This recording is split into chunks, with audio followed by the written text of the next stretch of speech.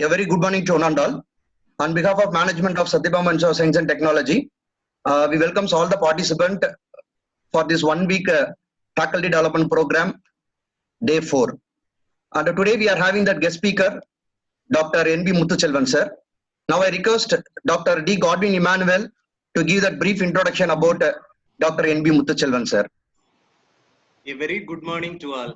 I would like to introduce today's speaker, Dr. N.B. Muthuselvan, Associate Professor in the Department of Electrical and Electronics Engineering, SSN College of Engineering, Chennai. He has 15 years of teaching experience, which includes 10 years of research experience in the field of power system optimization. Prior to joining SSN, he was with Karunya Institute of Technology and Sciences, Coimbatore, during the year 2004 to 2005. He received his BE degree and MBA degree from Madurai Kamaraj University during the year 2000 and 2002 respectively. He also obtained ME degree and PhD degree in the field of power system engineering from Anna University, Chennai in the year 2004 and 2013 respectively. He has published 15 research papers in refereed international journals and more than 15 research papers in international and national conferences. His area of interest includes power system optimization, application of power electronic controllers to power system, and renewable energy system. He has received a research grant of rupees 5.5 lakhs from SSN Trust for project titled Realization of Swarm Intelligence Using Real-Time Deep Learning Algorithm. He has also received a grant of rupees 3 lakhs from AICT ISTE. He is the recipient of professional award titled Innovative Technological Scientific Research and dedicated professional award from Society of Engineers and Technicians, Kuala Lumpur, Malaysia, in association with the Journal of Engineering Technological Research in the year 2017. He is a senior member of IEEE and life member of ISTE. He is also a member of the Institution of Engineers India and member of Institution of Engineering and Technology. Now I hand over the session to Muthuselvan sir. Over to Muthuselvan sir.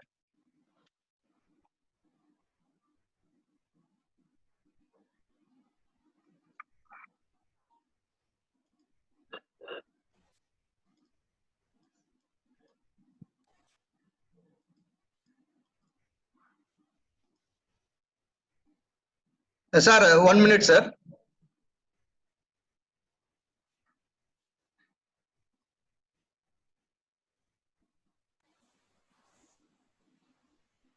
Sir, now your mic is unmute, sir. Yes, good morning. I think, am I audible, Sundar? Yes, sir, audible, sir. Yeah, good morning. Good morning, participants. So today's my topic will be in presenting about a design of photoelectric system.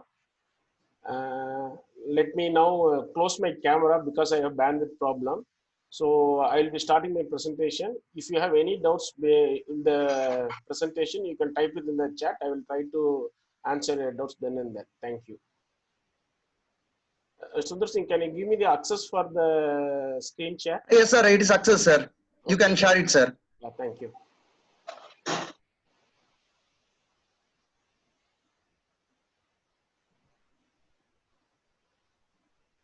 Is it visible now, Sundar Singh, in the full Yes, sir, screen? visible, sir. Yeah. So this is my topic today.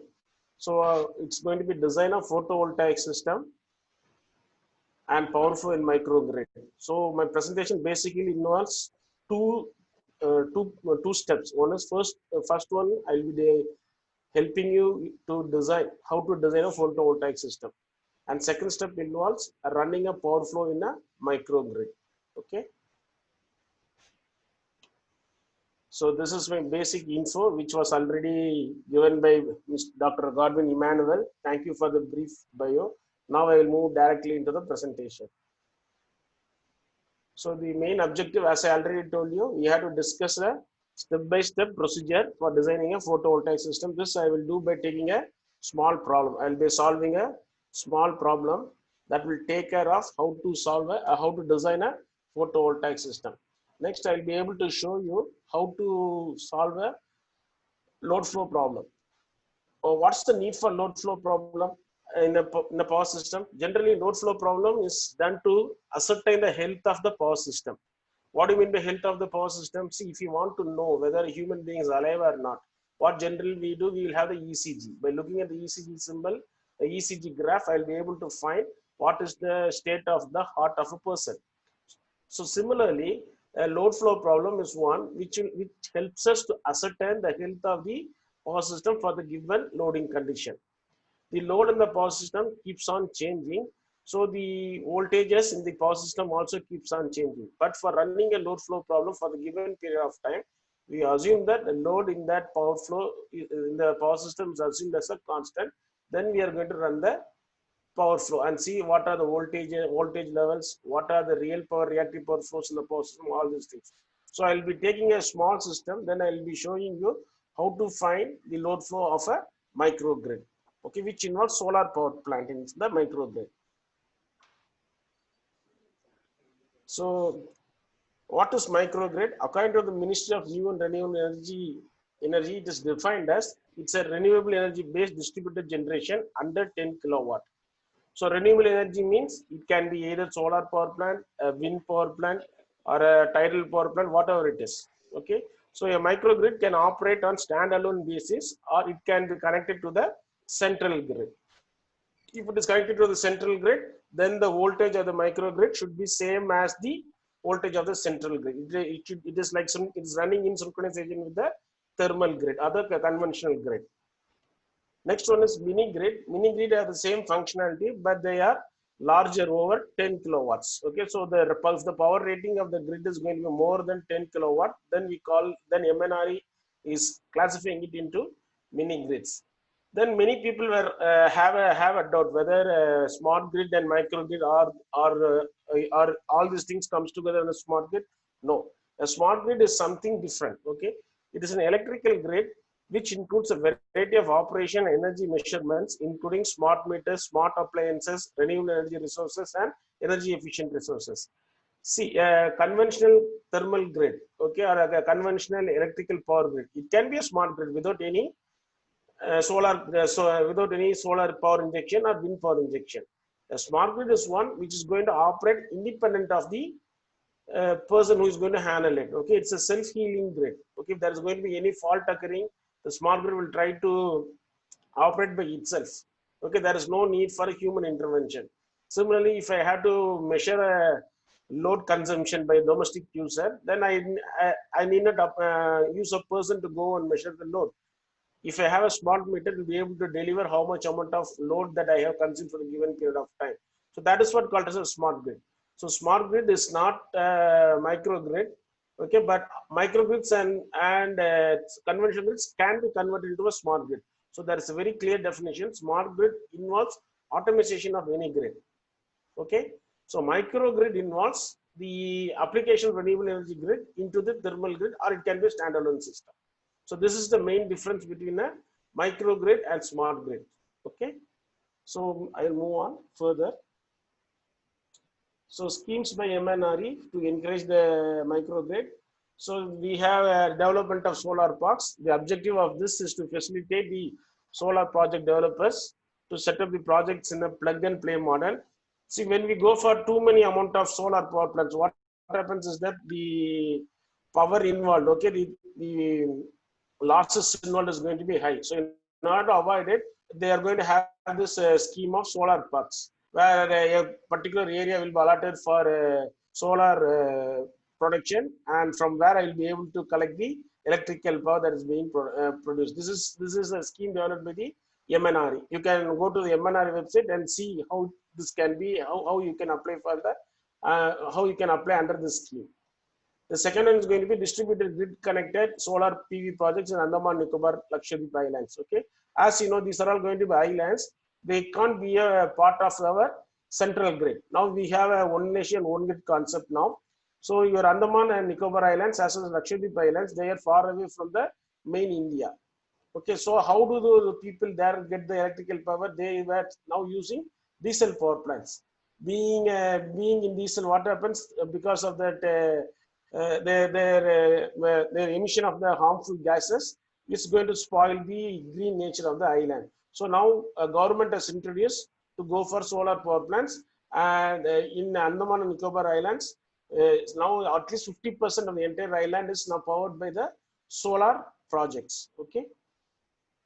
Next one is the grid connected solar rooftop program. This is more famous in all our individual houses. So for achieving cumulative capacity of 40,000 megawatt, rooftop solar projects are planned by the year 2022. Okay, so this is the main objective of this solar power plant projects. That is having a rooftop program in our houses. Okay, so what's the main advantage of this? We'll be able to generate our own electrical power, and if you're able to generate excess amount of electrical power, we can even send the electrical power to the grid. Okay, thereby we'll be able to get monetary benefit from the government of India. Okay, so in Gujarat they have this scheme under the name Surya Shakti Kisan Yojana. Okay, this helps to farmers to generate electricity for their consumption, as well as they sell the surplus power to the grid and earn an extra income.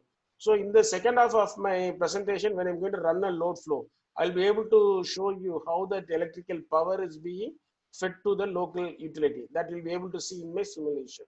Okay, now I'll move on. So next one is going to be the design of PV system. Generally, in an engineering system, the design it's basically based on a trial and error method. For example, as you know, Thomas Alva Edison, he had more than 100 trials to find how a bulb is going to be successfully glowing. Okay, so any engineering problem, the first thing will be only practical point. Even Newton, when he saw the falling of the apple from the apple tree, okay, he asked why it has happened. Then only he found the theory lying behind it. So whenever we see the entire human civilization, okay, the practical thing will come first. For justifying this practical thing, we were gone and demonstrated so many theoretical things, okay, which will try to emphasize the practical occurrence of the things. Okay, so here as an engineer, here the trial and error represents the fine tuning of the final design. Okay, so whenever we are as an engineer, that is when we are going more towards the theory to find a new product, we won't be able to succeed it out. All the inventions, whatever it may be, the atom bomb was found by Marie Curie by accidentally. Even Fleming was able to discover the vaccine accidentally. So all these things are going to be the practical things. Finally, only it was found to be more effective. Okay. So first, when we are going to design the PV system, the main thing is we must know the power requirement of this. How much power is required for me? That I had to find it out. Okay. How much power is required? That I must, just a minute. I'll just take the stylus. Yeah. I must be able to know what's the power requirement of the system. Okay. So once I fix the power requirement, then I had to design for a residential load at the nominal voltage of say 120 or 220 volts. I got some messages in the chat. Let me see what are the things.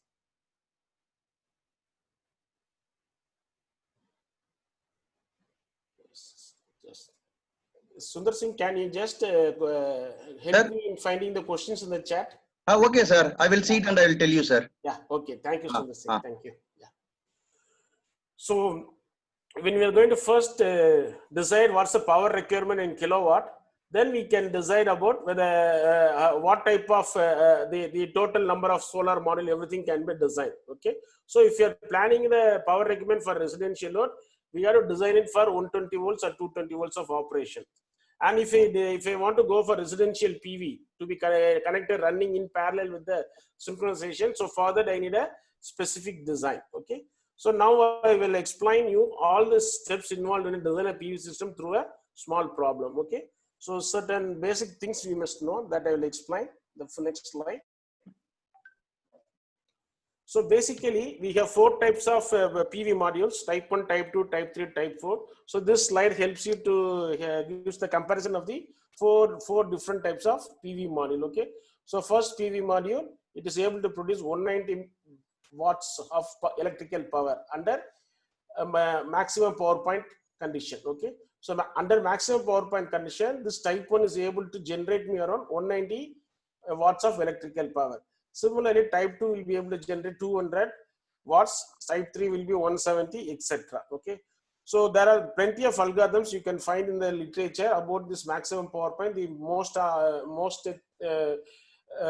method that is used for research is going to be perturbation and observation, PNO method. Okay.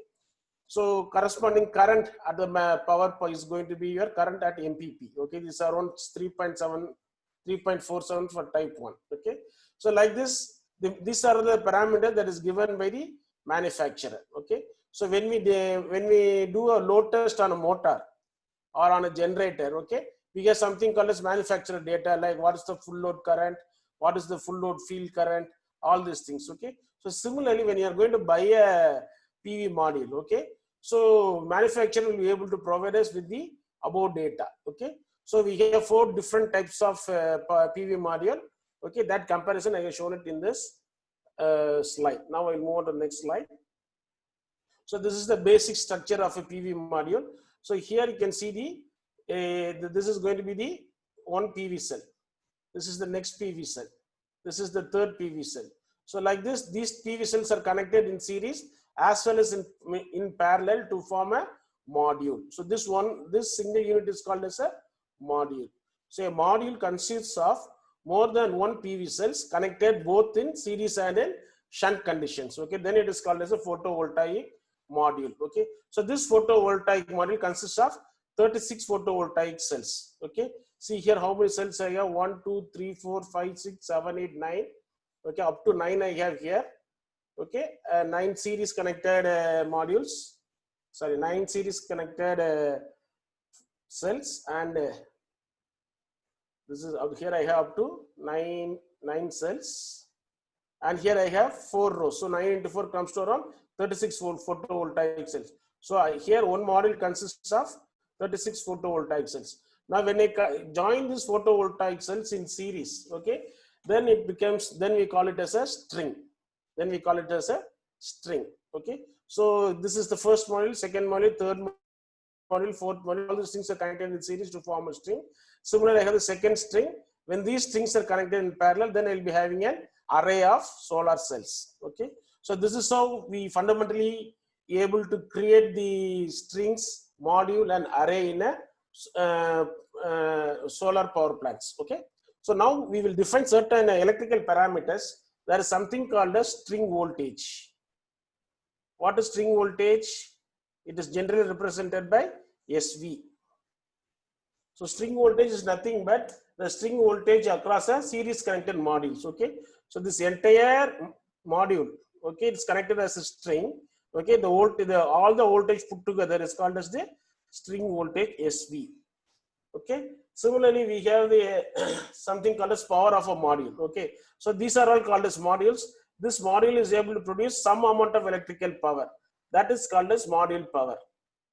This is able to produce the basic electrical power. So the power produced from the single cell, from single module, okay, it is called as power module. Okay, it's called as the power of a module, PM. It is represented by the alphabet, by the variable PM. Okay, and similarly I have a string.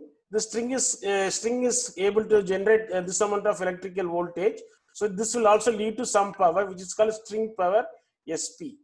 Okay, similarly array, it also has connection of string voltages. So it will be having its corresponding array voltages and array power. Okay, so all these things we are going to calculate in our design problem. Okay, I think I am able to explain you all the definitions clearly. Okay, when you solve the problems, you will be able to understand it much better. Okay, I will move on. Okay, so when all these arrays, when all this, all these arrays, okay, this is an array. This array, what will be the output of the array of a DC, of a solar array? It will be in DC. Okay, and all my electrical appliances generally they work in AC. So there is need for me to have an inverter. So each and every single array will have a AC, will have a inverter, so that I will be able to connect it to a AC bus. Okay, and depending upon the DC voltage, I may either end up with a converter. I may end up with a DC-DC boost or buck converter, depending upon my application. That sir, excuse me, sir. Yes, excuse me, sir. Yes. Sir, one question is, sir. Yes, what is that? What is the difference between type 1 and type 2 module? Power output in type 1 is 190 watts and type power output is 200 watts. Yes. And cost is low while comparing type 1, sir. They are asking what about the cost, whether it is low or comparing to the type 1. Yeah, if you see here, in type 1 it's around 870 watts.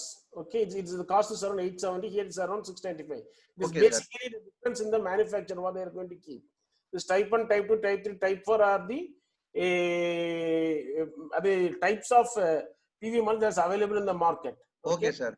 Sometimes it may be a crystalline PV module, or it may be made of another material like that. Okay. Okay, sir. Okay, sir. Yeah. Okay. Thank you, sir. Thank you. Thank you. Yeah. And yes. So now when I have the array, each and every array has its own inverter. Okay. What's the need for inverter? Because the output of the array is going to be DC. So if I want to connect the DC into an AC bus, then there is a necessity for me to have an inverter. So an inverter converts DC to AC. Okay. So all the arrays will have corresponding inverter. Okay. So this is the basic diagram. So I have here around eight arrays, and each and every array has its own inverter. So here I have 8 arrays, 8 inverters, and this is going to be connected to the bus. So this is an AC bus. This AC bus can be connected to the conventional grid. This AC bus can be now connected to a conventional grid, national grid.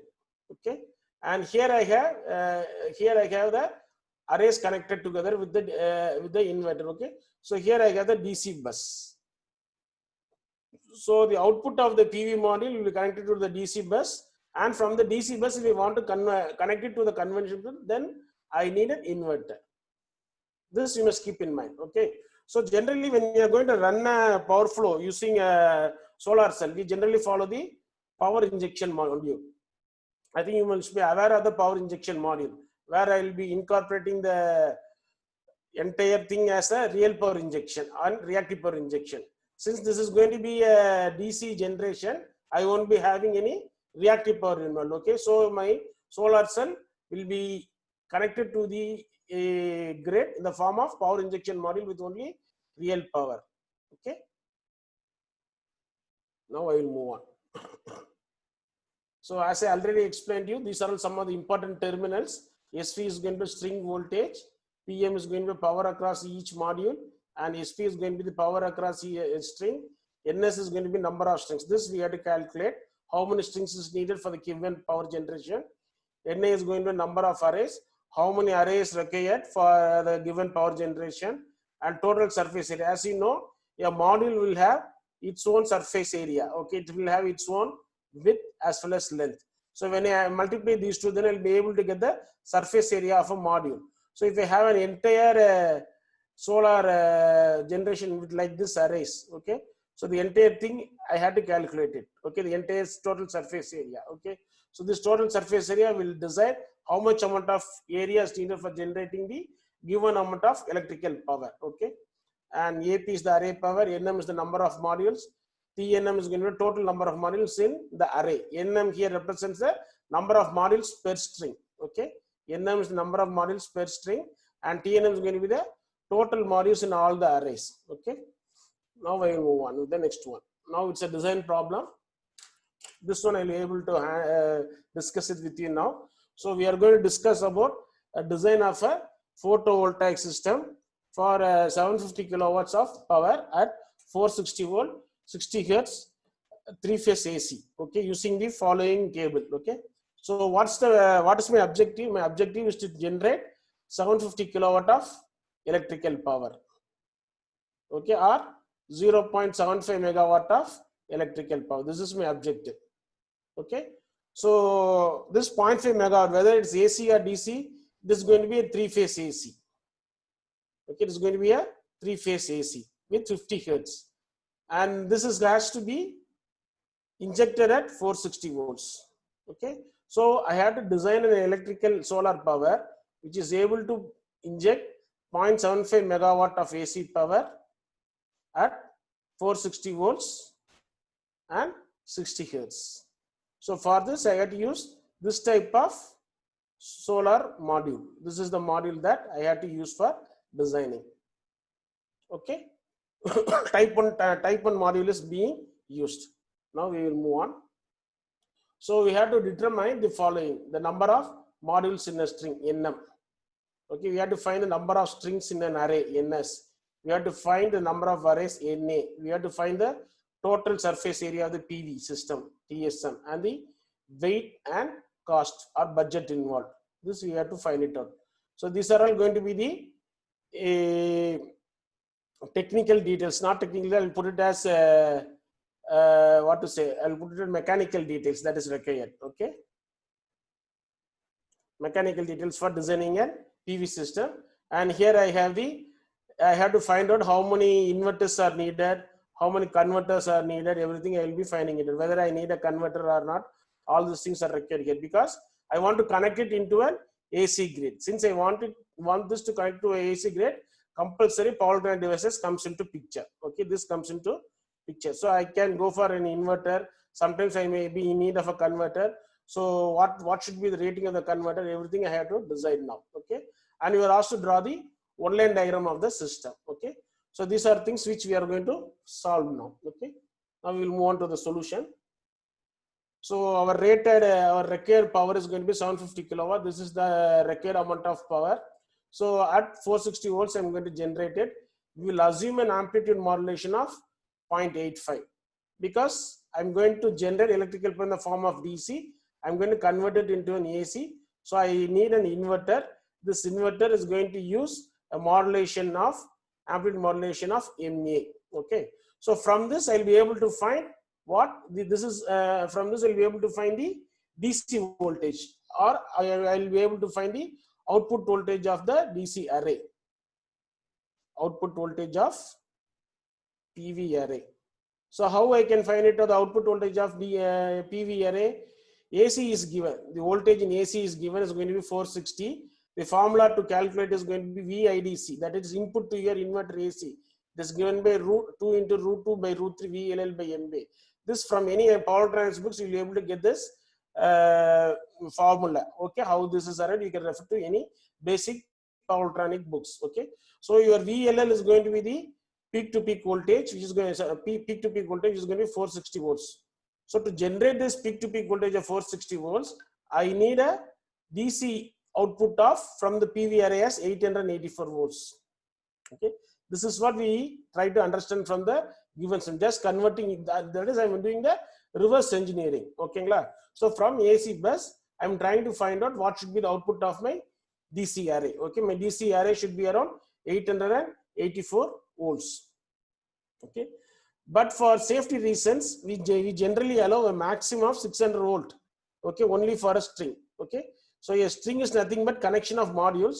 So a string can be allowed to handle a maximum of only 600 volts. If it is going to be more than 600 volt, then we may have some technical issues. So generally, manufacturer will inform us not to go around 600 volts for safety reasons. So we are going to restrict us to 600 volts. So if you are going to restrict it 600 volts, then what I should do? But I need 884 volts. So there is necessity of using a boost converter. Okay, are you able to understand now why I am going for the boost converter? I need 884 volts of DC, okay, to get it converted to 460 volt of AC. So for 884 volt DC is not available from the array. So for that, the maximum limit is going to be only 600 volt. To convert the 600 volt to 884, I am going for the boost converter. Okay, I will move on. So determination of number of modules. Okay, the maximum string voltage is going to be 600 volts. The maximum string voltage is going to be 600 volts, but the nominal value or the operating voltage, the nominal value is going to be 550 volts. Okay, the approximate nominal value is going to be 550 volts. Okay, so I can go up to 600 volts, but that too it is going to be straining a lot.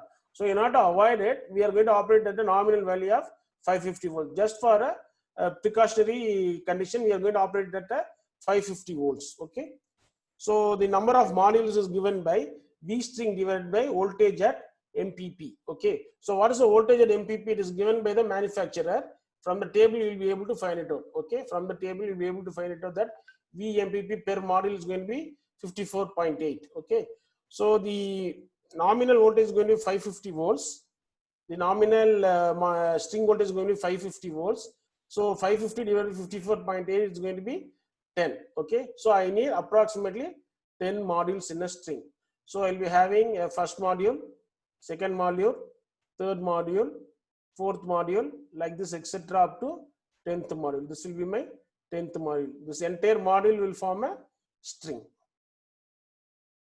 Okay. Now how many strings are needed? That we have to find it out. So that I may settle down on the array. Okay. Excuse me. The power generated by each string. Okay. So the power generated by each string is given by SP. SP is equal to number of volume into power at maximum power point. What's the maximum power point for the given type 1 system? It's going to be 190 watts. It's going to be 190 watts. From the table, you'll be able to find it out. Okay. The maximum power output is going to be 190 watts. Okay. So the number of modules is going to be 10. The number of modules just now we have found it as 10.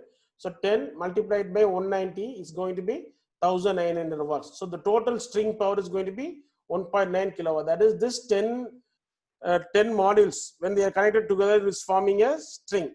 Okay, it will be able to produce a power of 1.9 kilowatt. But how much is required for us? What's the power generation that's required for us? 750 kilowatt. Okay, this is my desirable thing. Okay, so a string is able to produce around 1.9 kilowatt. Okay, so I need some more amount of strings. Okay, so the string voltage SV, it is given by Nm into VMPP. So what is your Nm? Nm is going to be number of modules. What is VMPP? VMPP is going to be the voltage at the maximum power point. Okay, so it's going to be 10 into 54.8, which is equal to 548 volts. So this module, okay, sorry, this string is going to generate electrical power of 1.9 kilowatt at 548 volts each string. Okay, or one string is going to generate 1.9 kilowatt at 548 volts. But what is my objective? My objective is to generate 750 kilowatt AC at 460 volts. Okay, at 460 volts. Now we will move on to determination of number of strings. Okay, so let us assume that each array generates 20 kilowatts. This is given by the manufacturer. Okay, this is given by the manufacturer. Okay, here I have taken it as an assumption, but generally it will be given as the manufacturer. This value will be given by the manufacturer. Okay, the array can generate a maximum of 20 kilowatt. So what will be my number of strings? My number of strings will be array power divided by SP. Array power is nothing but AP. Okay, array power is going to be 20 kilowatts. What was the value of your string power? In previous slide we found it as 1.9 kilowatts. So my string number of strings is equal to array power divided by string power, which will be around 11. So I need 11 strings. So each string will have 10 modules connected like this. Okay, and each array will have 11 strings. This will be my 11th string. This will be my 11th string, and this will be having 10 modules. Okay, so this entire unit will be my array. Okay, a single array has one string. Sorry, it has 11 strings, and each string has 10 modules. Okay. Now we will determine the number of arrays. How much number of arrays is required for generating 750 kilowatt? Okay. So by having 11 strings, 10 modules, okay, I'll be able to generate 20 kilowatt of electrical power. But I need 750 kilowatt of electrical power. Okay. So number of arrays will be power to be generated divided by power of an array. So NA will be equal to 750 divided by 20.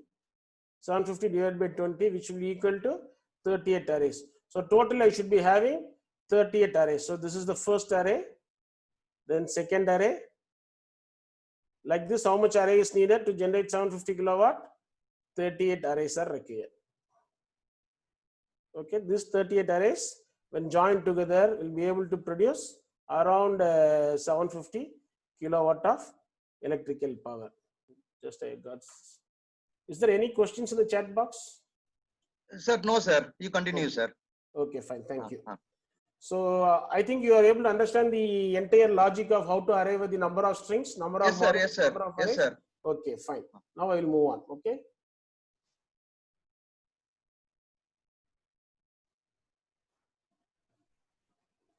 Yes. Now determination of surface area. As I already told you, each module has its own length and breadth. Okay. So we have to find how much amount of space it is going to occupy. Or I can't randomly put it in some space. So I must have a proper spacing. Okay. So I had to calculate that also. That also becomes one of the main constraint for me when I'm going to design a photovoltaic system. Okay. So for this, we need the total number of modules. For this, I need a total number of modules, because only for a module it's given from the manufacturer. If you see the table, the type 1, okay, you'll be having only the width and length of the module. Okay, for example, for type 1, the width is going to be 34.6 inches and the length is going to be 51.9. So I need a total number of modules in this 38 arrays that we have to calculate now. Okay, so total number of modules is equal to number of modules per string multiplied by number of strings per array multiplied by number of arrays. So what's the number of modules? Number of modules per string is going to be 10. That is what we found it out. Number of modules per string is going to be 10. The number of strings per array is going to be 11. And number of arrays is going to be 38. So totally I have how much amount of modules? 4,180 modules. So, and each module has how many photovoltaic cells? 36 photovoltaic cells. Okay. So, but I'm not bothered about the surface area of the photovoltaic cell. I'm much bothered about the modules only, the surface area of the modules only. Okay. So I need 4,180 modules to generate a power of 750 kilowatt. Okay. Now we will find the total surface area. So now what will be the answer for a total surface area? I have to multiply this module by the width and the length. As I already told you from the table, the length is going to be 34.6 inches, or converting it into your MKS unit is going to be 84.88 centimeter. Similarly, the width is given in the problem as 51.9 inches. Converting it, I'll be having it as 131.83 centimeter. So the total surface area will be length into breadth, width into length, which comes around 1.16 meters square. Okay. So the total surface area will be total module multiplied by the surface area of one module. So it is around 4,180 multiplied by 1.16, which is around 4,842.6 meters square, converting into SI unit. Or if you convert into acres, then I need 1.2 acres. For what? To install only PV module. I have not discussed about the number of converters, number of inverters, the buildings for operation, all these things. Only to install PV module, how much acre is required? 1.2 acres for generating 750 kilowatt of electrical power. For generating 750 kilowatt of electrical power, how much amount of acres is needed? 1.2 acres is required for installing this PV modules alone. Okay. Now we will determine the cost and the weight. Total cost is equal to number of modules into cost per module. From the table for type 1, you will be able to see that it's going to be $870. Okay, and the number of module what we have calculated is 4,180. So the total value is going to be $3.64 million, or it's going to be 27.75 crores. So to generate 750 kilowatt electrical power, the cost of the PV module is going to be 27.75 crores. Only the cost of PV module. I have not included the cost of inverter, cost of converter, the overheads, the wages, nothing. Is it clear? Okay. So to install 750 kilowatt, I need this much amount of money as the capital investment. Okay. Sir, excuse me, sir. Yes. Sir, one more question, sir. Yes, Is these array panels are connected in irrigation pump set? No. Irrigation pump sets, we have individual arrays. Okay, sir. Yeah, we don't go for arrays there. We'll be having only strings or direct PV module is enough, depending upon the capacity of the motor. Suppose it's going to be 746 watts, then I think two modules are enough, because one module is going to be generating 190 watts. So 746 divided by 190, that much amount of module is enough. Okay, So sir. we need not go for the array. Array is only for huge production of electrical power. Okay, sir. Okay, okay. Yeah, Thank you, sir. Thank you. Yeah, thank you. So we are supposed to find the total weight of the PV module. So the total weight, the weight of a single module is given as 15 kgs from the table, and we have total as 4,180 modules. This is 15 kgs. So totally it will be around 62,700 kg. So this much amount of weight is the dry weight is there for the PV module to generate 750 kilowatt. Okay, and we will find the number of power electronic inverters and other things. Okay, so from the manufacturer we are deciding that we are going to have a generator of 250 kilowatt inverter. Okay, the inverter capacity that is available in the manufacturer is 250 kilowatt. So how many number of inverters is required? So number of inverters is equal to PV generation divided by power of a single inverter. So the number of inverters is going to be 750 divided by 250, which is equal to 3 inverters. So I need 3 inverters for 750 kilowatt generators. Okay, for 750 kilowatt generation. Okay. Since there's going to be a boost in the voltage, so I am in need of a boost converter also. So before moving into that, since this inverter is present, it is a PWM inverter, so I am in need of the operating frequency or switching frequency. So from the manufacturer, he is able to provide me an inverter with 90 modulation index. Okay, the amplitude modulation is 85, and the frequency modulation is going to be 90. So what will be my switching frequency? My switching frequency for 60 Hz is going to be electrical supply is 5.40 kilohertz. So it's 90 multiplied by 60, which will be around 5.40 kilohertz. So this is the switching frequency for 250 kilowatt inverter. Okay, this I need 3 in numbers. Okay, I need 3 in numbers. Okay, boost converter. So here I have 38 arrays, and convert rating is going to be 20 kilowatt because this array is rated at 20 kilowatt. So converter must be able to withstand this 20 kilowatt. Must be able to withstand this 20 kilowatt. For each array, I need a boost converter. Each array will be able to generate only 600 kilowatt. Okay, but I need 600 volt. Okay, but it's able to produce, I need 884 volts. Okay, so I need a boost converter. Okay, so the input boost converter will be 548 volts. So my V0 is going to be 884 volts. So my duty ratio is going to be 1 minus VA by V0, which comes to around 0.38. So this is my duty cycle for the boost converter. Okay, so how many boost converters are required? 38 boost converters are required. So each array will have 1 boost converter. Okay, so this is the design specification. Okay, so for generating 750 kilowatt electrical power through your PV, I need modules of I need 10 strings. I need a string with 10 modules, and that should be a total of 11 strings, and these 11 strings must be connected to form the array. Okay, with the string voltage of 548 volts, with a total area of 1.2 acres, weighing around 16,700 kgs with $3.64 million available. Okay, and inverter specification will be totally I am in need of 3 inverters, the input voltage of 884 volts, the power rating of 250 kilowatts with an output voltage of 460 volt with amplitude modulation of 0.85 and frequency modulation of 90. Okay, and this is the booster specification.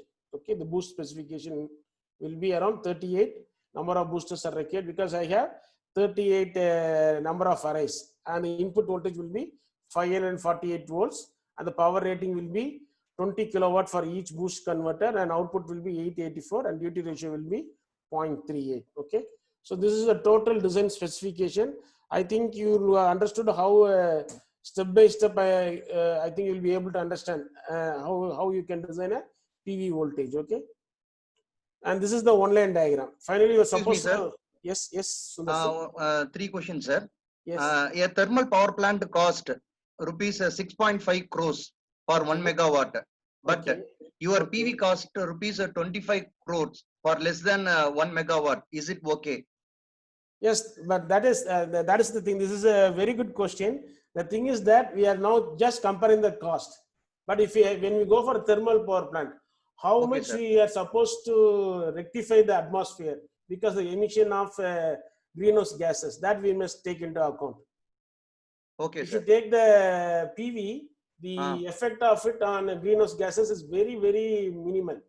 Okay, sir. Okay, whereas when you go for a thermal power plant, the availability of coal, the transportation of the coal, the storage of the coal, Ah. okay, all these things has to be taken into account. Yes, sir. Yes, sir. And also it will affect the atmosphere also. So how to rectify it?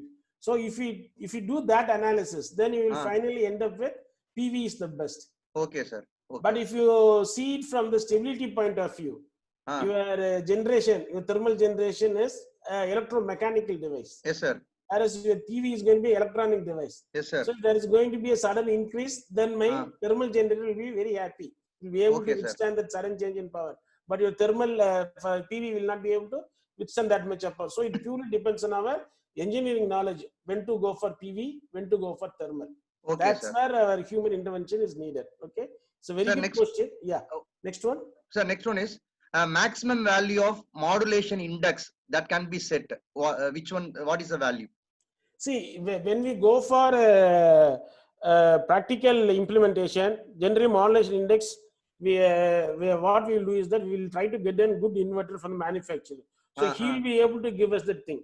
When we do research on your Simulink or some other things, we can change the value, but it will not be exactly matching with an IEEE standard or other standards which is available in the market. Okay, So sir. there we are looking into the thing, what is available. Okay, sir. Next one, Okay. next one. Sir, next one is what is the maximum capacity of array when using irrigation pump set? It depends upon the power. Say if it's going to be 1 HP, I think it is 746 watts, if I am correct. So it's going to be 750 divided by 190. So how much it comes to? Just a minute, I'll take my calculator. So it's going to be 750 divided by 190. So I need at least 4 modules. That is 4 enough. modules. Okay, Yeah, 4 sir. modules in a string. That is more than enough. Okay, sir. Okay, sir. Yeah, thank you. The next question, sir. Yeah. What is the frequency modulation given for 50 Hz and which it decides the modulation index? Yeah, as I told you earlier, generally modulation index is for practical thing. It's availability of the inverter. See, I may design, I may write a paper telling that 0.75 is very best, but manufacturer may not be in a capability of manufacturing an inverter for that. So I have to offset at some point of time. Okay, sir. Okay, so if you're doing it as a research paper and publishing, okay, the what best you are able to get, that is okay. But when we go for the market for implementation, it all depends on your manufacturer. Okay, sir. Okay, that's where we have the gap between research and the implementation process. Okay, sir.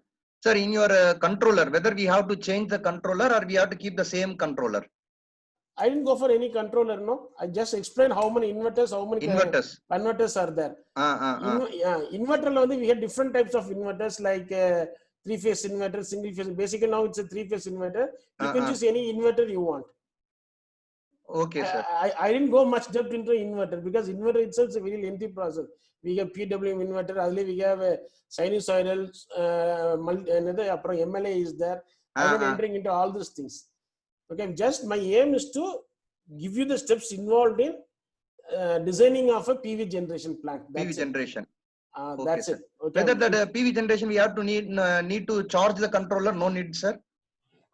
Here I didn't explain about the battery. I didn't explain about the battery energy storage system. Just a PV generating plant which is directly included into the grid. That's it. I'm not entering into the battery also. Okay, sir. Okay, sir. My main aim is that you must be able to understand how the design process has to be taken care.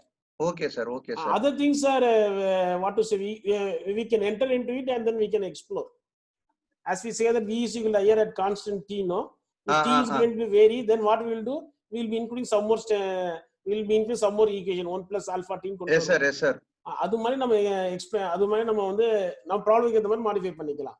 But this is the basic fundamentals of designing a photovoltaic generating station. Okay, sir. Sir, next question. Does the same inverter design adopted for all the appliances? I didn't hear explain you about the inverter. I just explained you only about the number of inverter. Even Okay, I didn't sir. tell you about what type of modulation is being used, whether it's going for MLI or whether it goes for pulse width modulation. That I never told. I told only how to find number of inverters. Okay, okay, okay. Depends Sir, upon and the application. Yeah. sir, one more thing regarding your boost converter design. Yes. When modulation index is high, whether Okay. it affects that boost, how it affects that boost converter design? Yeah, it will affect if the modulation index is going to high, then the input voltage output voltage mismatch will be there. So Yes, it all sir. depends. It all depends. Accordingly, you have to plan. Okay. Uh, Here I assume that see, all the values what I have taken is from the industrial standard. Okay. okay, sir. So with that I am doing it. Okay. Definitely there is going to be change in duty cycle, the modulation index. Yes, that will have a very big role on the voltages. Okay, sir. Okay. Yeah. Okay, sir. You continue, sir. Yeah. Thank you. Thank you, sir. Thank you. Yeah. Thank you. So this is a single line diagram of the system what we have just now designed. Okay. So here I have the PV array. Okay, this is the first PV array. And this is the second PV array. Like this, I'll be having up to 38 PV arrays. And each PV array will have 11 strings. And each string will have 10 modules. Okay, each PV will have 10 modules. Okay, so all these things together will form the array power. And each and every array will be having its own boost converter because your array is going to generate a voltage of 558 volt. So this has to be boosted to 800 volt. Okay. So further I'm going for a boost converter. How many boost converter are needed? It equals to the number of arrays, 38. With the duty ratio 0.38 for the given problem. Okay. So now all these DC bus, all these DCs are being connected to the DC bus. This forms the DC bus. Okay. If I'm going to have a DC grid, like in a ship or in other local places, then this from here itself you can connect the load. If I have only DC load, I can use this point to connect the loads. But since I'm going to, it's a micro grid, I'm going to run this with the central grid. It becomes necessary for me to convert this DC into an AC. For that, I need inverter. So from the analysis part, I have found that I need 3 inverters with a modulation index of 0.85 and frequency modulation of 90. Okay. So this is a 250 kilowatt inverter. Okay. So, so now what happens? I'm able to get the electrical power output of 750 kilowatt at 460 volt. Okay, at 60 hertz. Is it clear? Okay. So now this entire PV module, this entire PV generation is now modeled as power injection model for your load flow analysis. So what I'll be doing is that I'll be injecting this as a power injection model. Okay, like this. So since why I have put it as AC sign, because I'm going to convert that DC to AC. So this entire generation will take care of the, so this entire generation is your PV. All your PV, all your converter, all your inverter, everything is now converted into a single power injection model. I think modeling, you know, when we are going to do a load flow analysis, we are in need of a modeling of all the power equipments. Your transmission line will be modeled as a pi model. Your load will be modeled as a constant PQ model. Okay, like that. Here the PV generator, we are modeling it as a constant power model. Okay, as we use it in your fax devices. General fax devices, we will model it as a constant PV model. If you are not going to model as a constant PV model, then what happens is that we'll be having plenty of equations to be written. Okay, your algorithmic part gets complex. So in order to reduce that, we'll go for a simple power injection model. Okay, so a Powerwall simulator, it's a user friendly and highly interactive power system. See, generally we have many number of power system simulation softwares available like ETAP, PSCAT. Okay, we have DigiSilent. All these things are available. But why I always choose this Powerwall simulator is that my main objective is to have a good interaction with the students. Okay, generally when we are going to teach power systems to any student, okay, you can see how irritated the face of the students will be, because it involves plenty of mathematical calculations, converting polar form to rectangular form, rectangular form to polar form. So we don't feel like we have taught power systems to them. We will be feeling only like teaching maths to the students.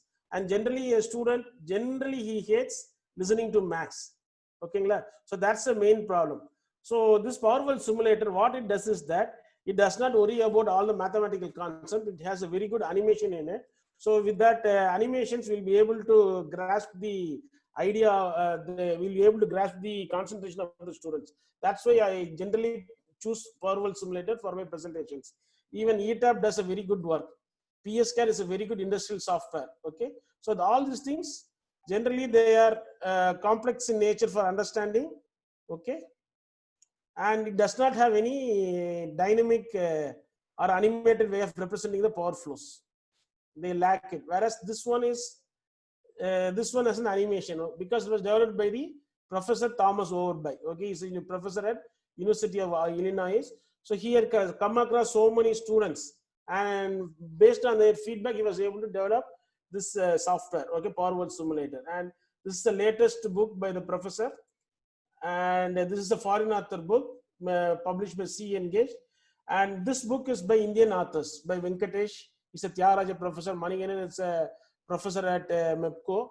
Okay, they have written a book on electrical power systems. Here you will be exposed to different softwares like ETAP, PSCAD, and PowerWorld simulator. All these things are available in this book. So they would have given a comparative analysis of all these softwares. Okay, this is a very good book. Even they would have explained about deregulation in this.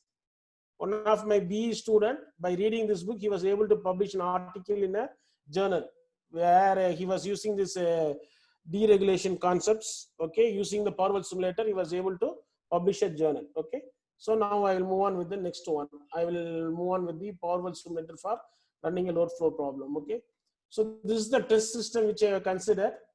Okay, here I have a, this is the local utility. This is the local utility, or it's going to be the central grid.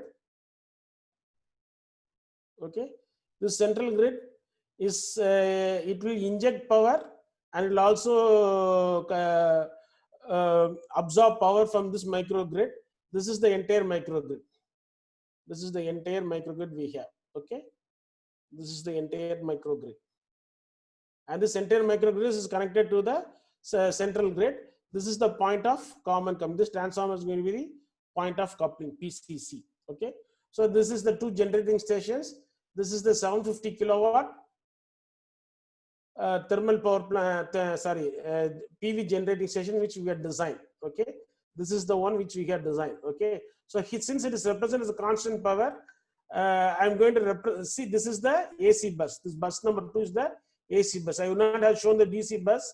I will not shown the modeling of your DC and AC inverters here. I am directly going for the power module. Power injection module of a PV generating. Okay, so here I am going to have 460 volts. Okay, and this is going to generate around 750 kilowatt. And here I have the second power plant which is going to generate 3 megawatt solar power plant at 460 volt. Okay, so this is the microgrid. This microgrid is going to run in synchronization with this local grid. This local grid will be, here I have represented as a infinite bus, but strictly speaking, it is going to be another very big bus. But here also the entire thing is represented as a power injection model. Okay, so generally when you are going to run a power flow problem, we will be using this Thevenin's concept. Why we go for Thevenin's concept? To simplify the things so that we'll be able to understand what is exactly happening. Okay. Yes. So this is the problem. The transformers, the transformers connected to the generating station are rated, PV generating station is rated 460 volts and 13.2 kV with 10% reactance and 10 MVA capacity. The transformer connected to the power grid is 13.2 bar 63 kV, 10 MVA with 10%. All these things are in American standard because I have followed the book from an American author. Okay, so only all these things are in American standards. Okay, even for Indian standard you can modify it, no problem. There's no harm in it. Okay, so you must take a base of 10 MVA and V base of 460 volts Where is this 460 volts? 460 volts is going to be the operating voltage of a PV generating station. Okay. And these are the loads given. 1.5 megawatt at 0.9 power factor. Bus 5 has a 2.5 megawatt at 0.9 power factor. Bus 6 is 1 megawatt at 0.95. Like this, we have got the load details. Generally, in a power flow problem, how do you represent the load? We represent it as a PQ model. Yes. So here they are given as P with power factor. So how to get the Q value? So I use the sorry, just I'll remove this one. Pointer options, eraser, yeah. Eraser is the, I'll remove this one. So here I use the Excel sheet to find the Q, okay, where I will be using a constant power model for the loads, okay. So generally loads will be represented as P plus JQ in a P plus JQ, okay. So for fourth bus, the real power is 1.5 megawatt. The corresponding reactive power is 0.73. So I'm converting to VA. I'm finding the theta. Then VA multiplied by sin theta will be my MVA. Okay. So this is cosine inverse. This is sine of theta. Okay, and this is V sine of theta. VA sine of theta. Okay, VA is here. VA is here. This is cosine of cos inverse of your power factor. Together theta. This is sine of theta. This is VA sine theta. Okay. So like this, I'm able to get the reactive powers of the loads, and this is the real power of the load. If you sum it up, what's the total real power we have? Will be around 8 megawatt. Okay, so it is going to be 4, 5, 6, 7, 8. So it's going to be 8 megawatt here. Okay, so the total real power is going to be 8 megawatt. Okay, and this is the transmission line data. So here I have the transmission line. Its value is given per mile.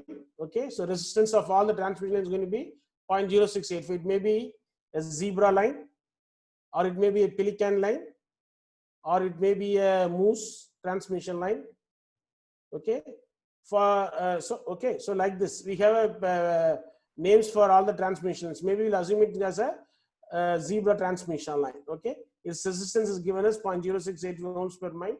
Its reactance is given as 0.4 ohms per mile, and half range charging admittance is going to be 11 × 10⁶ ohm inverse per mile. Okay, this represents the distance between the buses. Between buses 4 to 7, okay, I have 5 miles. Between buses 5 to 6, the total length of the transmission line is going to be 3 miles. So between the transmission between buses 5 and 7, 6 and 7 is 2 miles. Like this, the length is given. So depending upon the length, the transmission line parameters varies. So that I have done it in this Excel sheet. Okay. So resistance is given as 0.0685, X is in 0.4, half range charging admittance is 11 micro ohm inverse. Okay. And Z base is going to be V square by V base square divided by MVA base. So it's going to be 460 square divided by 10 MVA, 10 into 10 to the power 6. So it's around 17.424 ohms. So this is the base MVA, base impedance, what we have got. Okay. So for 4 to 7, the distance is going to be 5 miles. The resistance is going to be 0.020. This is in per unit. All these things are in per unit. I have not mentioned the unit here. So after dividing the actual value by the base value, I'm able to obtain these per unit values: 0.020, 0.012, 0.008, 0.008, 0.016. Okay. So this is going to be the values of the transmission line parameters. Okay. I have converted basically all the data to the record format. Okay. These are all going to be raw data. With this data, I won't be able to run my power flow. So I'm converting all this data into the record format. Okay. So that I will be able to run the power flow. Okay. Excuse me, sir. Yes. Yes. Sir, two more questions, sir. Yes. A transformer of 10 MVA is connected to less than 1 megawatt PV power plant. Is there any reason? Okay. No. It's not for a particular reason. It's not a particular reason. Okay, sir. Yeah. Sir, next, sir, the previous topic, that array. Yes, yes. For each array, we have to use inverter. No, actually, if the output voltage of the array is Okay, equal sir. to the DC input of the inverter, Okay, then sir. there is no need for the converter in between. If that is the case, then for each array I need an individual inverter. So individual inverter, na, we need only a single inverter.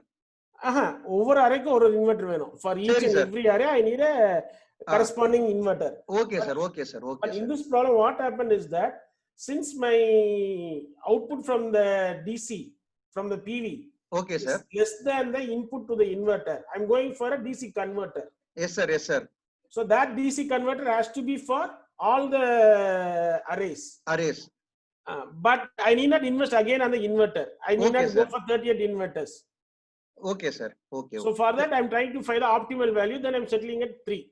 Okay, sir. Okay, sir. Okay, If there's going to be no inverter, then I have to go for 38 inverters. If converter illana, then I have to go for 38 inverters. Yeah. Okay, sir. Okay. That's the reason. Okay, sir. Thank you, sir. Thank you. Thank you. you. Yeah.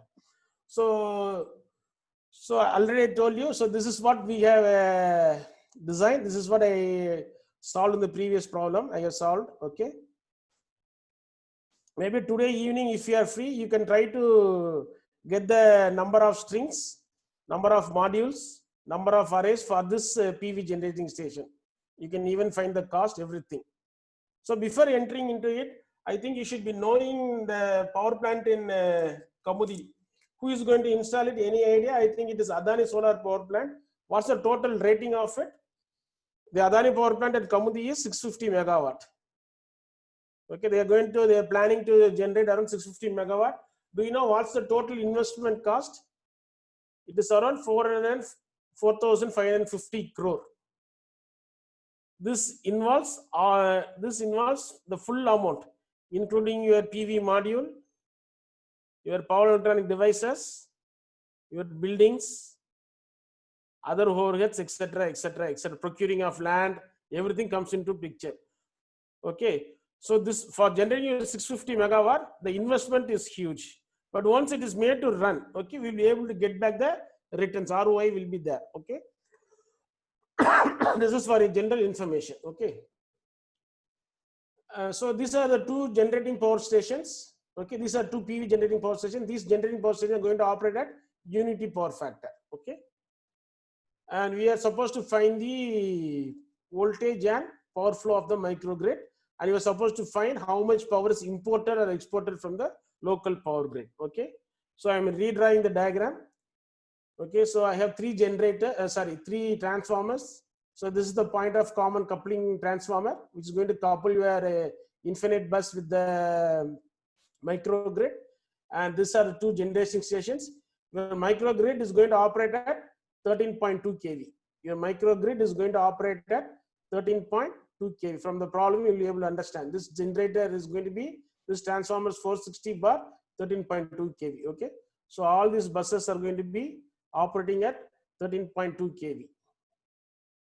So your microgrid is going to have 5 buses, and we have still 3 more buses for injection of your PV, for injecting PV, and also for injecting here also will be having a bus, yeah, for injecting your power from your grid. Totally 8 buses are there. Okay, and these are all going to be the resistances and reactance impedance of the transmission. I have not shown half-lane charging capacitance because it will be much congested, so I didn't include here. Okay, but it does have half-lane charging admittance. Okay, so run this power flow. We are going to use the Powerwall simulator. I'll show what is Powerwall simulator.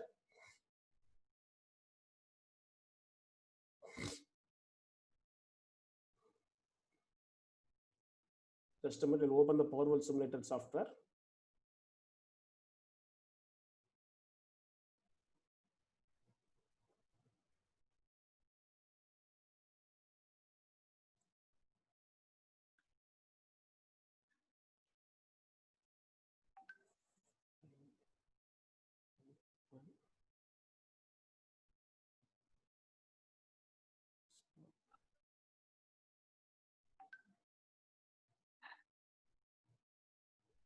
I think is the screen visible?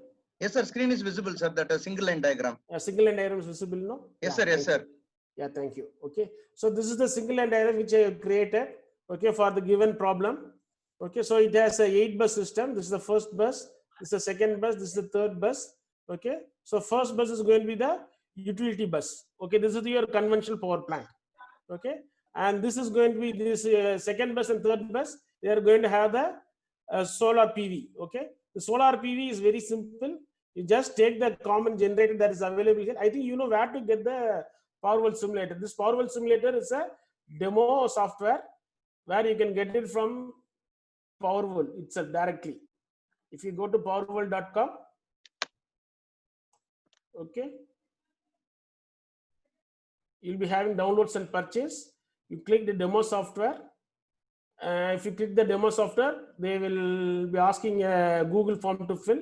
Once you fill it up, the link for downloading the software will be available in your email ID, which you have provided here. Okay. So from there, you can download it, you can install it. Okay. So this the demo Powerwall simulator doesn't have any limitations over the time, but it has limitation in the form of number of buses.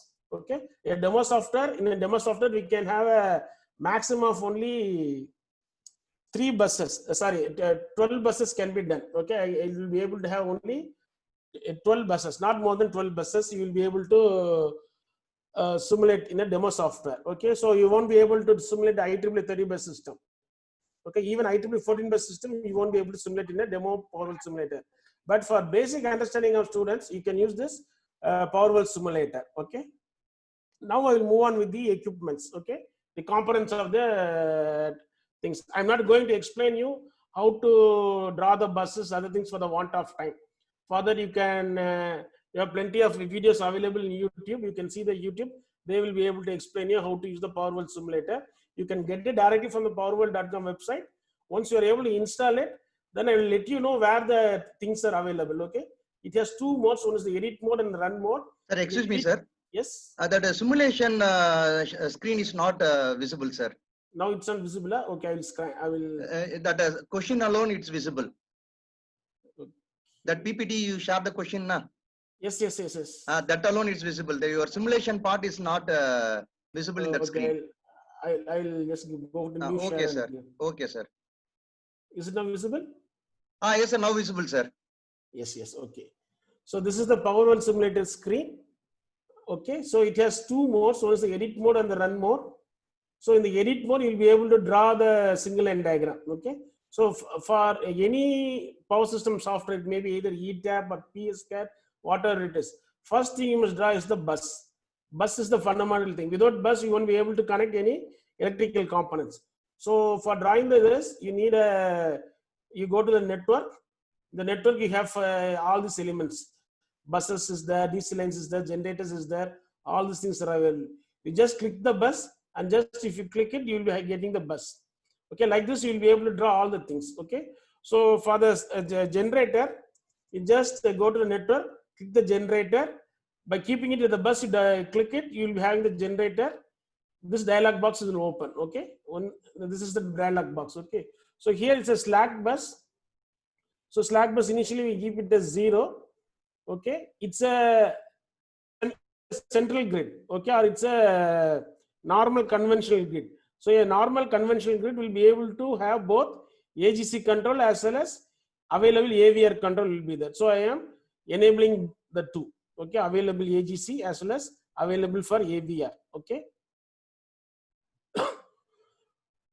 And this is a slack bus. So here, if you double click the bus, okay, here by default, this will not be enabled. Slack bus will not be enabled.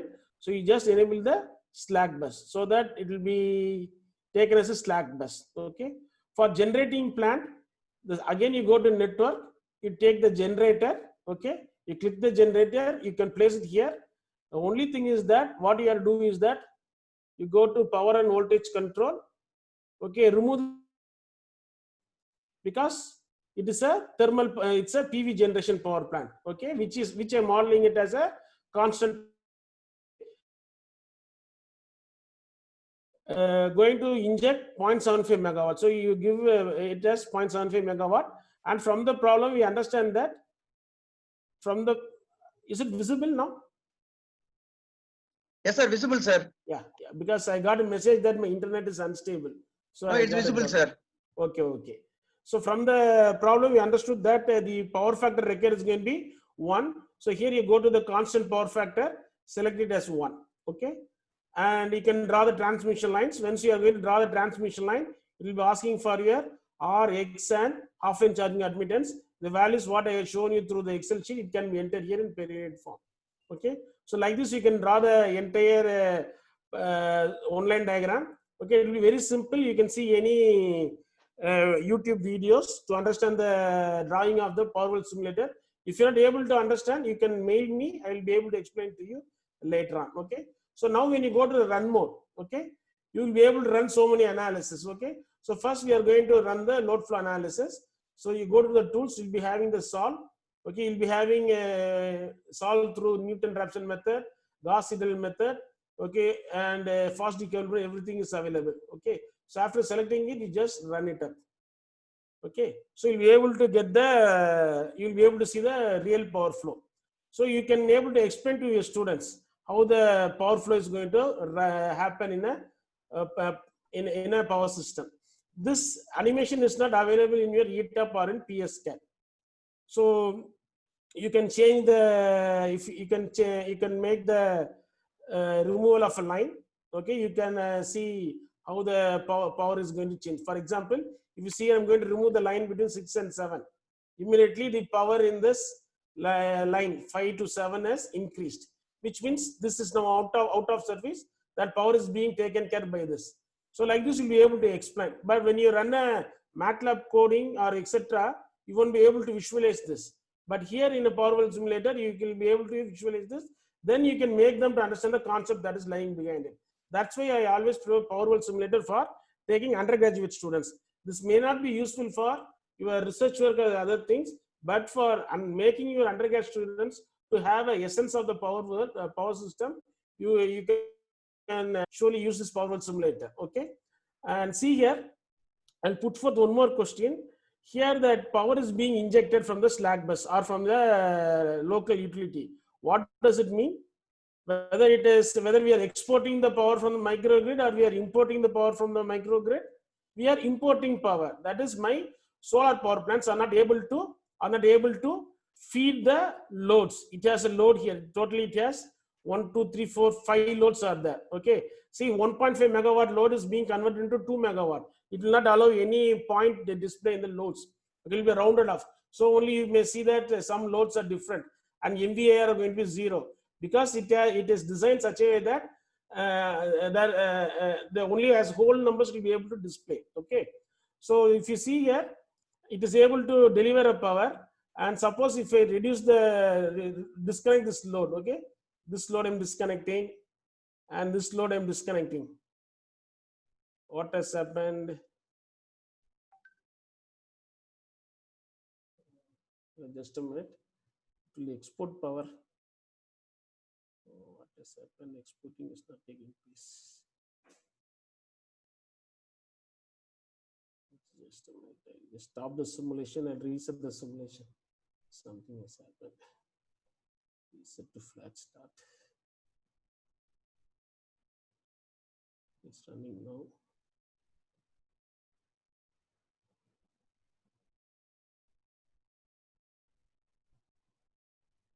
Yes. See here, I removed the 3 loads here. The loaded bus number 6, the loaded bus number 5, and loaded bus number 4. So what has happened now?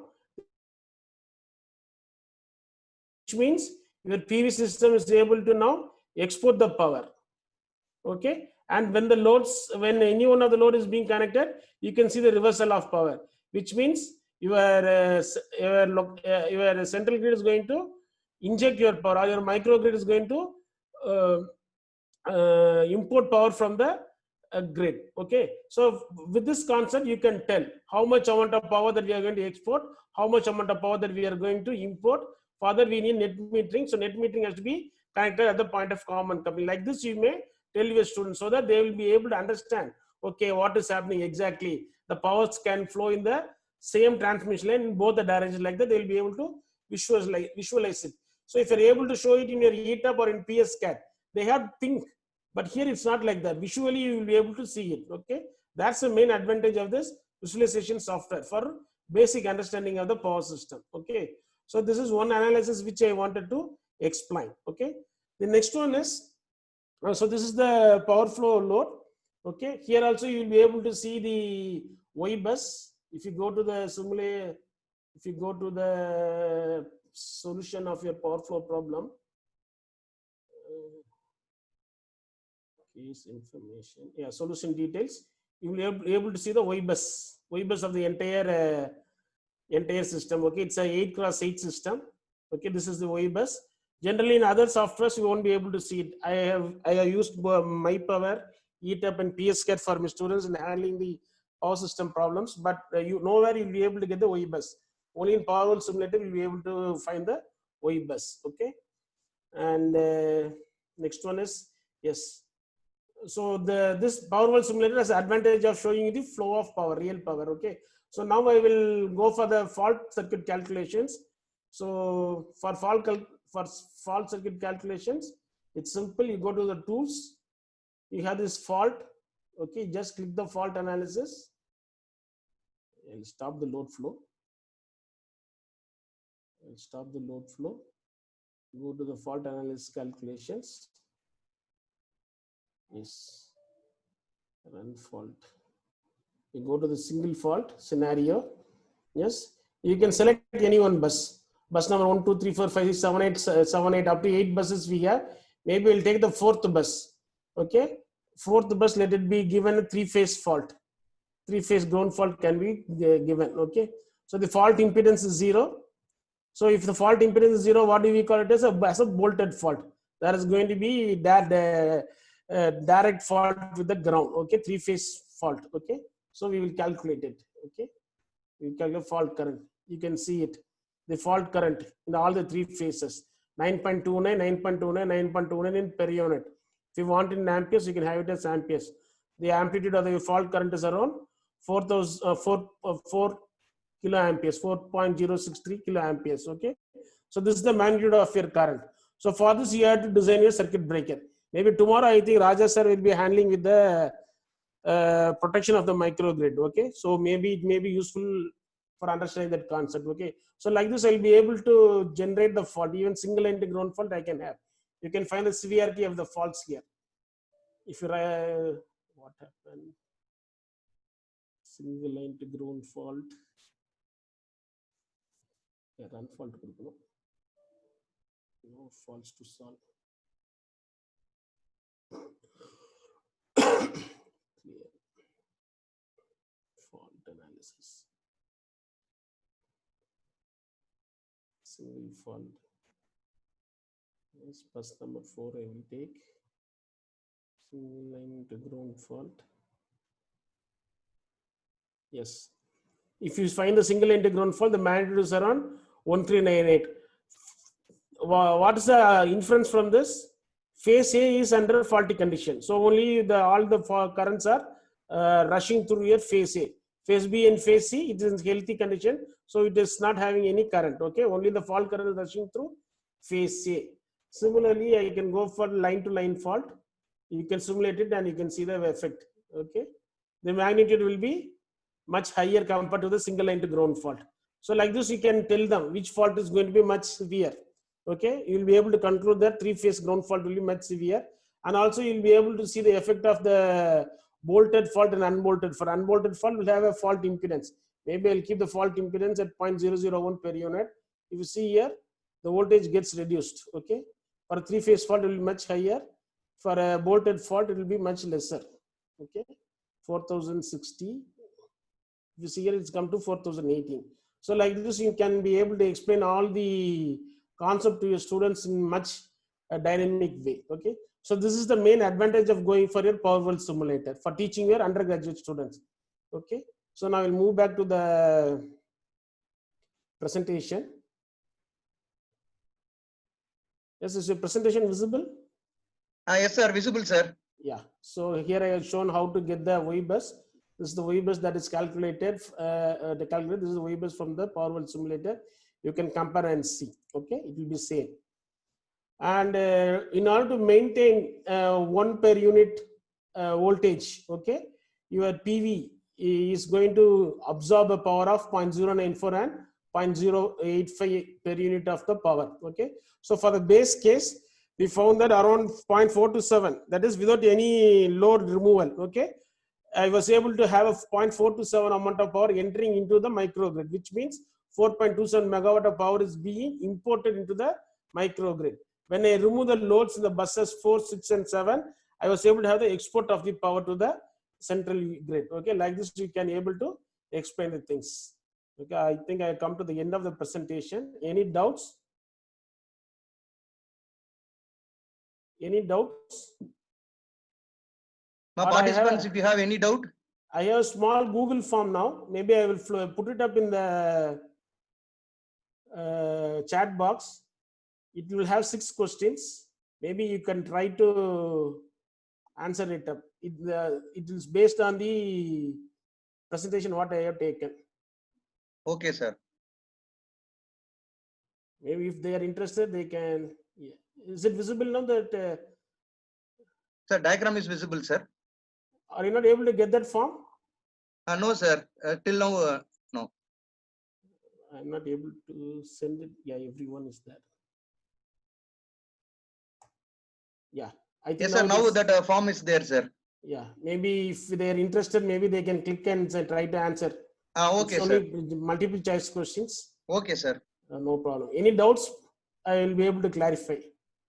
Participants, if you have any queries, please you ask. And as well as Dr. NB Muthuchelvan, sir, he posted one Google form that is a MCQ question.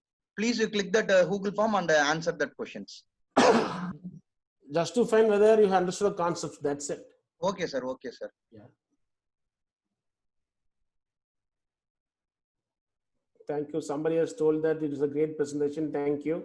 Sir, everyone, they said presentation is very nice. And finally, that practicals is very nice, they said, sir. Okay, okay. Thank you. Thank you. Thanks a lot. Actually, I always love to take this simulation software because that will attract the students very much. Yes, sir. Yes, sir. Correctly, sir. They won't be able to have that diversion in a power system. Yes, sir. Yes, sir. And already we are electrical engineering. We don't get students for teaching. Yes, so sir. at least Yes, we must sir. make them interesting. Then there's no other way. We must go for these types of Yes, sir. animated software. So I love to do all these things with my students. Sir, one more question, sir. Yes, yes. How do we select a slack bus for microgrid?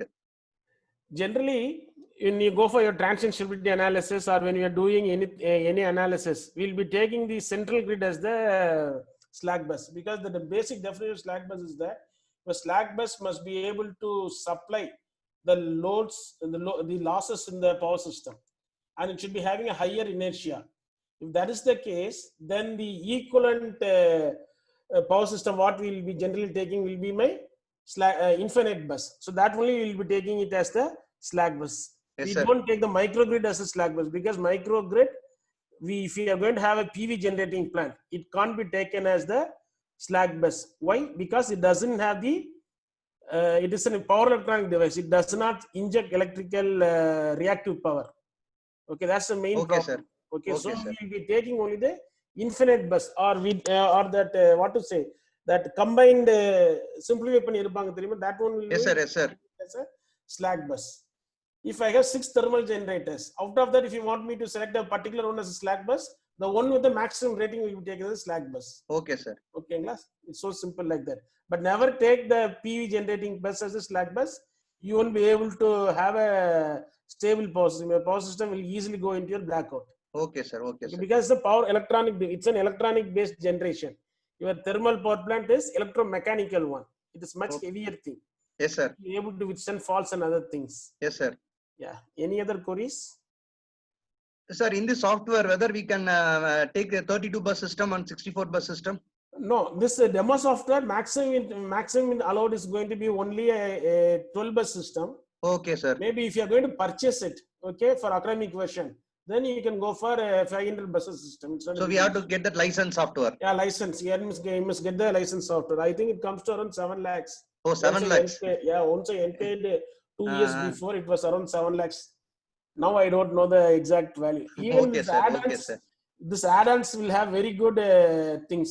Like Okay, if you're sir. going to enter the values of the tower parameters, everything, it will be able to calculate its own inductance, everything. What we teach in your T&D, no? Find Yes, the sir. Yes, sir. inductance, find the capacitance, if it is transport, what Inductance. happens? Uh, Everything will be done in this add-on itself. Okay, It's sir. very good software. Okay, sir. But fortunately, we don't have that much of funding to get the original version. Original version. Yeah. Participant, do you have any queries? Please you post in the chat box. We are in the end of the session. Maybe I'll find the responses. Yeah, around 49 people have responded so far. So far 49 people. Yeah, very good. Participant, good please you response. click the Google form and answer this question, ma. I think I'll also explain the answer once. Okay, sir. Are you able to see the Google form? Yes, sir. Yes, sir. Yeah, in India, which is the largest solar power plant, it is Badla Solar Park. Oh, okay, sir. And what's the construction cost of Kamudi Solar Power Plant? In my presentation, I told you it's around 4,550 crores. Yes, sir. Yes, sir. Yeah, and what is the microgrid? It's a localized group of electricity sources that normally operates connected synchronously to the traditional power grid, the B1. Okay, that's the answer. Sir. And for load flow studies, what are the quantities specific the load bus? P and Q. Normal Z-bus matrix is a full matrix, and finally, which are the following matrices used for load flow studies is Y-bus matrix. Okay, so these are 6 questions which I posted. Thank you. Okay, sir. Any further questions we have? I'll be happy to answer. No, sir. Nothing, sir. Okay, then.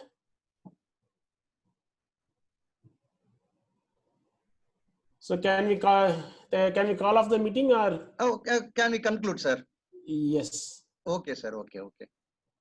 Thank you so much, sir, for your valuable suggestion, and you gave that excellent ideas regarding your in the field of solar and as well as load flow analysis. Thank you. I wish our electrical faculty members they can get the knowledge, they can gain the knowledge regarding in this session, sir.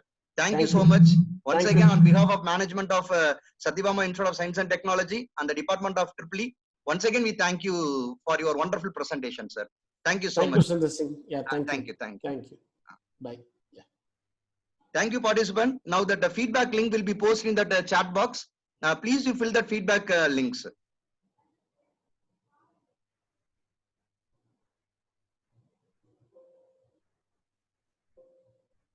Tomorrow we are going to start at 11 a.m. The tomorrow speaker is Dr. Raja sir from NIT Trichy. Please all of you assemble at tomorrow 11 a.m. Tomorrow's speaker is Dr. P. Raja from NIT Trichy. Feedback link will be posted now.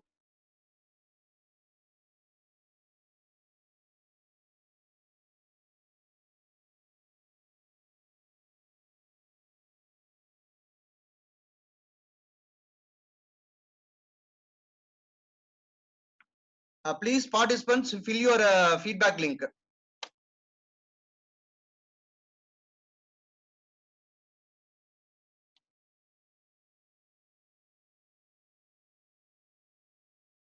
Thank you all participants. You spend that valuable your time, and I think you gain that knowledge in that field of solar and as well as load flow analysis. It will be useful for you. Thank you so much. Have a nice day. Tomorrow we will see you at 11 a.m. Thank you so much.